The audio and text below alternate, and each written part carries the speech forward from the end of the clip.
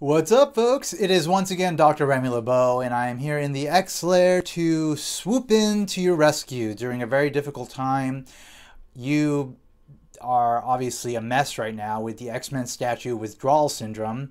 I don't want you to go through withdrawal, so I'm providing you yet again another treatment to at least get you through the next 15 minutes or so. I'm sorry I can't do more than that, but you know, you're getting this for free. If you want more, you're gonna have to pay.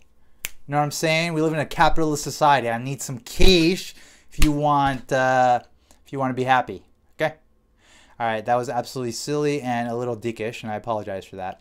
Anyway, so today I am showing you a classic. This is the very first statue created by Bowen Designs of everybody's favorite ex-villain, Magneto, Magnus Lenscher, Eric Lenscher, however you want to call him. This is the classic representation of him.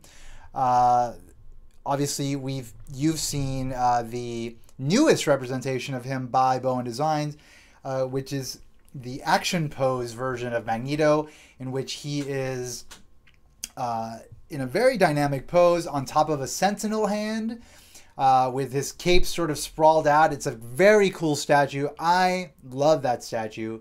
It's incredible. I'm so happy that Bowen Designs decided to do a second Magneto statue and that they decided to do it that way, because fantastic. Like, just top of the line, top notch, amazing statue.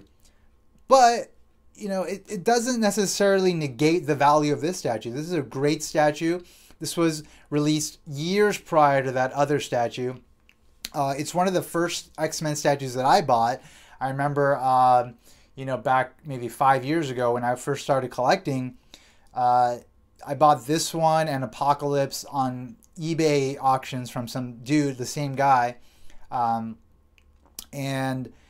was maybe like my third or fourth statue that I bought. So it was like a really sort of early choice for me, because, I mean, he's one of the most important X-Men characters ever, right?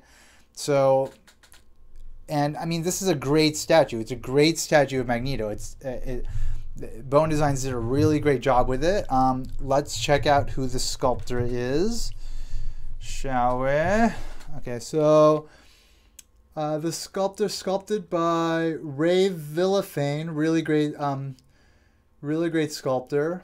This is number 1789 of 2000. This was made in 2005, folks. 2005. So that was like 9 years ago this statue was made. It's so essentially, as far as like statues go, I mean, it's like a relic. It's like a ancient relic, but it's a great statue. They did such a fantastic job with it.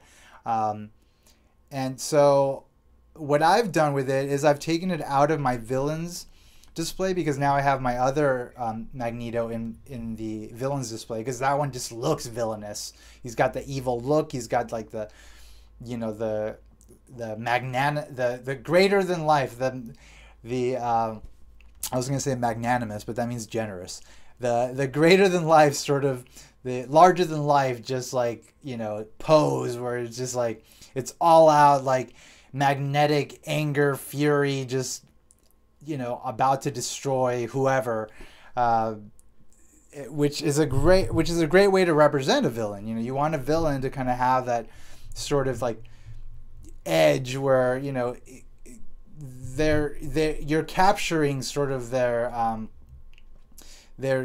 I guess you could call it psychosis, whatever it is that causes them to, you know, just lack the morality that the average person would have, that, you know, then sort of becomes signature defining villainous characteristics, right? Like, it's just, it's important when you're representing a villain. With this one, he's in a museum pose. I mean, obviously Magneto can be a villain, but he can also not be a villain. Like, I mean, currently he's not really a villain. So in the modern comics, like, a lot of stuff happened over the last 10 years. Most mutants lost their powers. He actually lost his power initially, but he got it back later. And because there were only few mutants left, there were like 198 mutants or something, he ended up joining the X-Men and has remained with the X-Men ever since in various capacities. Actually, just recently, he's been given his own ongoing series, which is really exciting because it's the first time I think we've gotten an ongoing series of Magneto. So I'm really excited about that. And hopefully it winds up being popular and it continues on for a very long time. Another sort of thing that might be happening with that is that Marvel might be testing out the concept of maybe making Magneto sort of a standalone character that could then be exploited in a film. So, you know, obviously following the model of the Avengers, like all these various companies that own the licenses of Marvel characters, like Sony, who owns Spider-Man, and Fox, who owns the X-Men, they all want to kind of branch out and build a cinematic universe of the characters that they own. So it makes perfect sense that they would want to make like core X-Men movies, but also kind of make the extra standalone character films like Marvel did with Thor and Captain America and the Hulk and Iron Man, and now they're doing with Guardians of the Galaxy and Ant-Man and maybe even Doctor Strange. So it would be so great to have like a Magneto standalone film. So hopefully the Magneto standalone comic series does really well, and then that will lead to, you know, a standalone Magneto film, which would be amazing. Michael Fassbender would be great in it, but so would Ian McKellen. Like, they could totally share the film. Like, something could be done where we could have both of them in the film again, and that would be amazing. I would love it. I would watch it. I would buy it in various formats, digital, Blu-ray, whatever. Anyway, so given the evolution of the character, what I've done with this particular statue is I've put him into my modern X-Men display, which includes modern Rogue, astonishing Cyclops, astonishing Wolverine. I have Warpath in there. I have Emma Frost. And now I also have the modern Storm that I had custom made. So I've thrown him in there, and he works perfectly in there because, well, at least when he first joined the X-Men a few years ago, he was still wearing this costume. Now the costume has evolved. He was wearing like a all white costume for a while, and now it's kind of like gone to gray and purple or gray and black or something. It looks really nice in this new sort of incarnation in his own book. They again changed the costume, and it looks nice.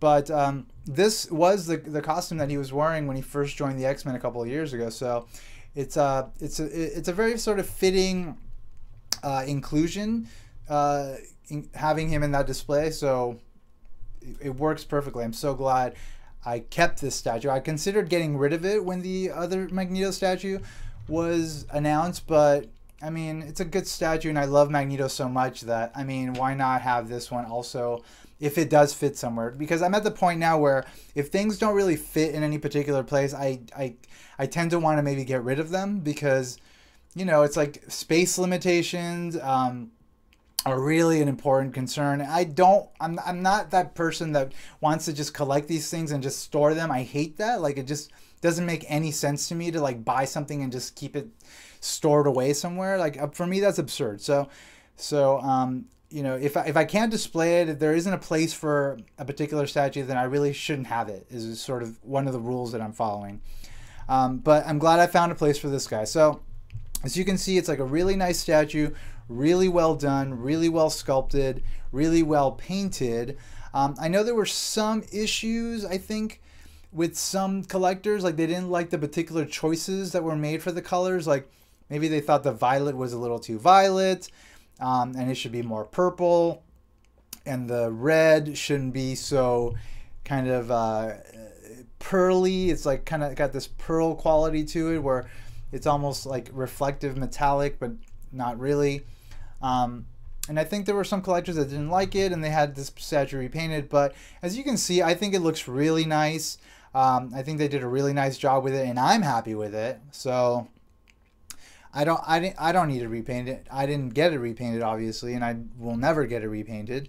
But you know, there's just a lot about it that is totally worth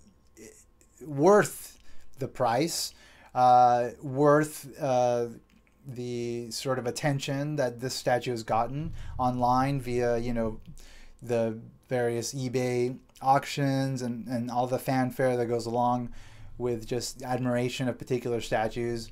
The face and the helmet are just legendary. They capture the character's design so well. It looks like Magneto. It is Magneto.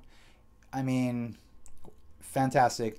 The sculpt is like beautiful. Like the body is great. It looks well proportioned. Everything's where it should be.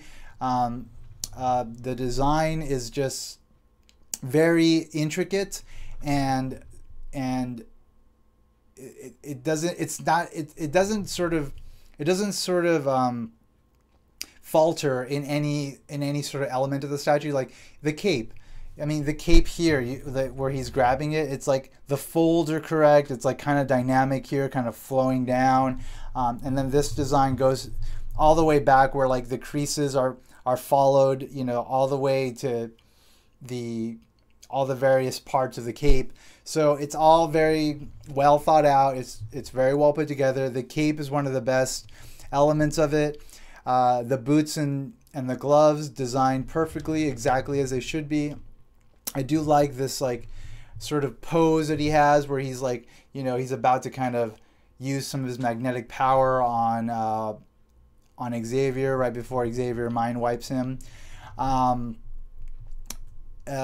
personally like the kind of pearl red choice for the red elements of the costume. I think they do a really nice job of sort of bringing out the musculature of the sculpt of the body really nicely, and everything else just great. Like the super high cummerbund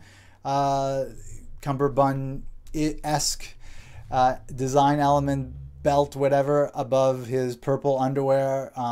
It's like the perfect height. Everything is perfect. Like, and of course, like this part of the costume, with the various sort of buttons, whatever they are, like that go all the way around his neck.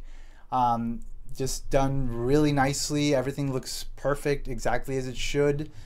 There's just nothing bad to be said about this statue. It's just a great freaking statue. So for those of you that have never seen it, here it is.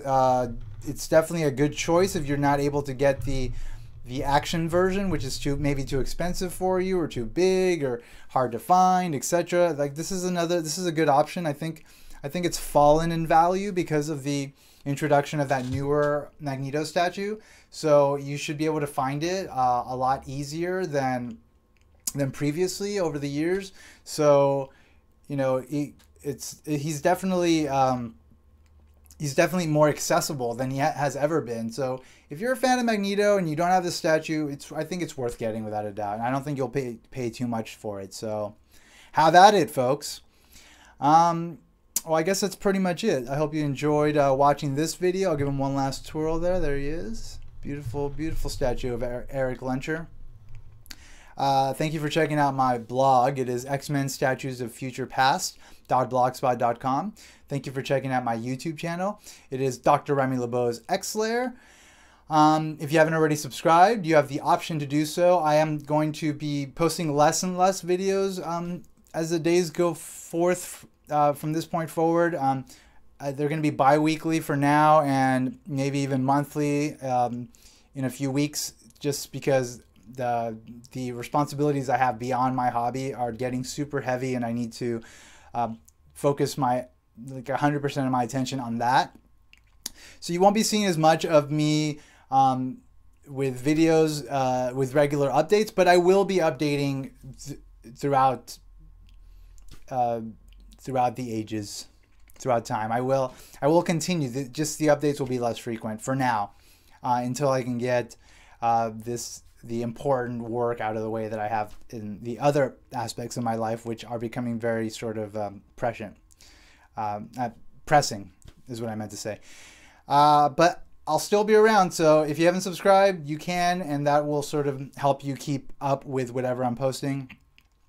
And that's pretty much it, folks. Thank you, and as always, put an X in the box, because ain't nobody checking me. I'll catch you all very soon. Bye-bye.